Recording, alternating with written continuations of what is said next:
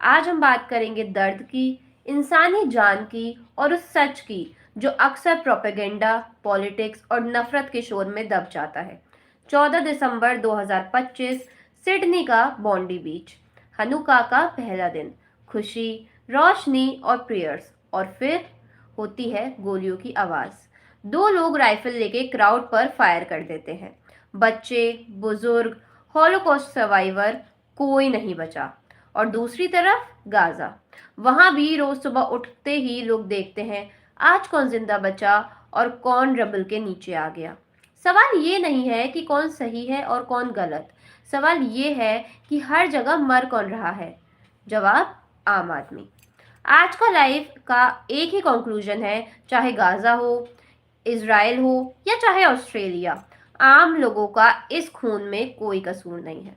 तो आज इसी बारे में हम बात करेंगे। सबसे पहले तो हम बात करते हैं बॉन्डी बीच अटैक के बारे में कि इस अटैक में हुआ क्या था। ठीक है, बॉन्डी बीच जो कि सिडनी में है, एक जगह जो पीस, टूरिज्म और फ्रीडम का सिंबल मानी जाती है। चानुका बाय द सी सालों से होता आ रहा इवेंट जहां जूइश फैमिलीज मिलकर रोशनी का फेस्टिवल मनाती हैं। अटैक की जो टाइमलाइन थी, डेट थी 14 दिसंबर 2025 और टाइम था लगभग शाम के 6:45। क्राउड, हंड्रेड्स ऑफ पीपल, और attackers was a sun father Duo. Police confirm करती है this was a terrorist attack. Attackers कौन थे?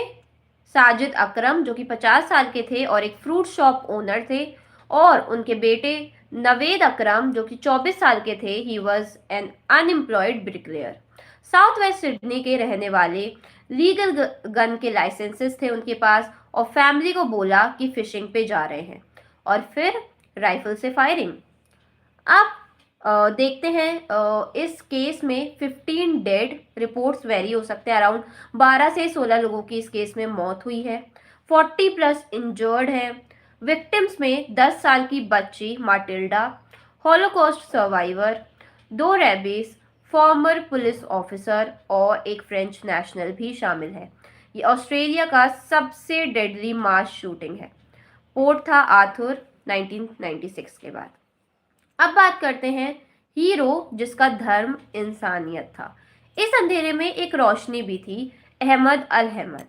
वो मुस्लिम थे, he was a father of two and he was a fruit seller. वो event का हिस्सा नहीं था, बस पास से गुजर रहा था।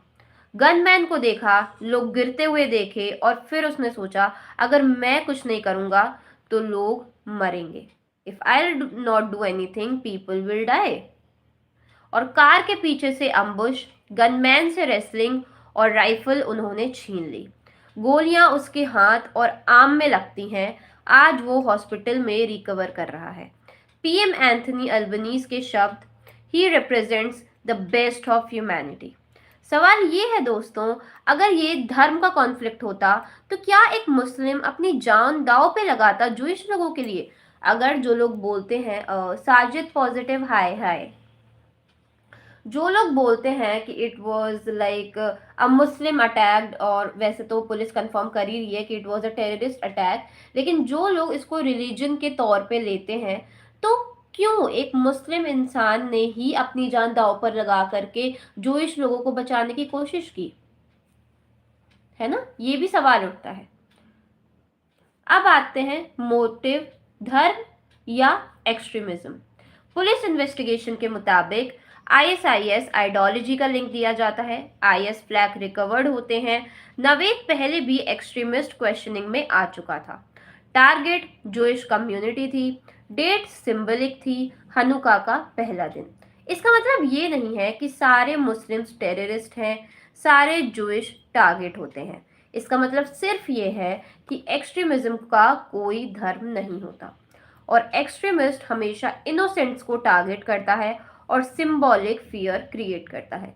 तो इसका ये मतलब नहीं है कि हम एक किसी पर्टिकुलर कम्युनिटी को लेकर के सारे मुस्लिम्स को टारगेट करें। हर मुस्लिम टेररिस्ट नहीं होता है, और सारे जूइश टारगेट नहीं होते हैं। जो एक्सट्रीमिज्म होते हैं वो बेसिकली जो इनोसेंट ऑडियंस होती है उनको टारगेट करते हैं। और उन्होंने इस चीज़ का सबसे बड़ा मौका ये सोचा कि हनुका का पहला दिन है, क्राउड काफ़ी ज़्यादा होगा, तो ज़्यादा जान वो ले सकेंगे, इस वजह से उन्होंने इस दिन को टारगेट करा।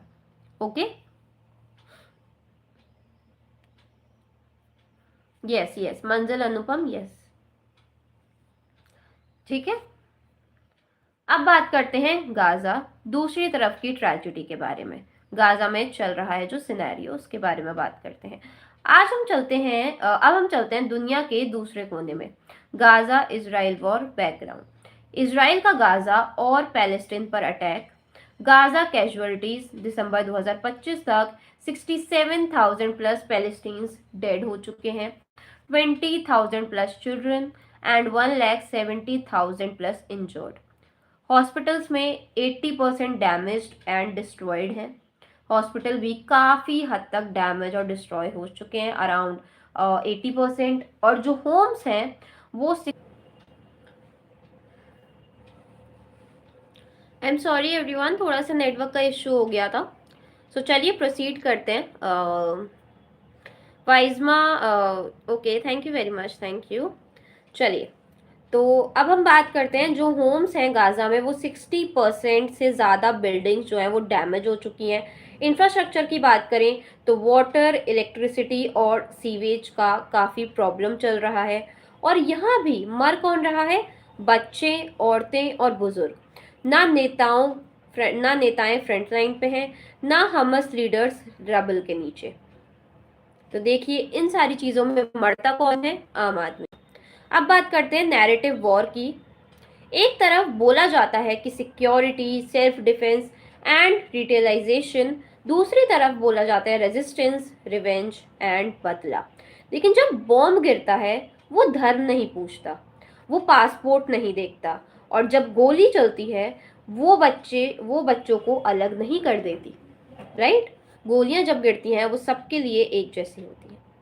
अब बात करते हैं हम, क्या बॉन्डी अटैक बदला था? सच को सीधा समझना बहुत ज़्यादा ज़रूरी है। नहीं, बॉन्डी अटैक का कोई मोरल या लीगल जस्टिफिकेशन नहीं है। गाजा के मरने वालों के लिए जस्टिस नहीं था, ये सिर्फ और जूइश फैमिलीज को ट्रॉमेटाइज कर गया और मुस्लिम कम्युनिटी को सस्पिशन में डाल गया और एक्सट्रीमिस्ट्स का एजेंडा स्ट्रॉन्ग हो गया। बदला का ये लॉजिक था कि तुमने मारा तो हम भी मारेंगे। इसका एंड सिर्फ एक जगह होता है, कब्रिस्तान में। राइट? आप लोग अपने चैट्स, अपने ओपिनियंस प्लीज चैट बॉक्स में लिखते रहिए, so that I can see that you are actively participating, and मैं आपके ओपिनियंस सुन सकूं एंड पढ़ सकूं, and will also get some suggestions from you. ठीक है?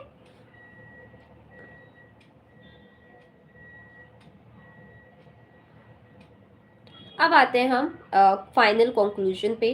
तो दोस्तों, आज अगर हम सिर्फ एक लाइन याद रखें कि इस दुनिया में जंग हुक्मरानों की होती है, लेकिन लाशें हमेशा आम लोगों की गिरती हैं। गाजा का बच्चा हो या बॉन्डी बीच की माटिल्डा, उनका न हमस से लेना देना था, ना नेताओं से और ना आईएसआईएस से, फिर भी उनका खून बह जाता है।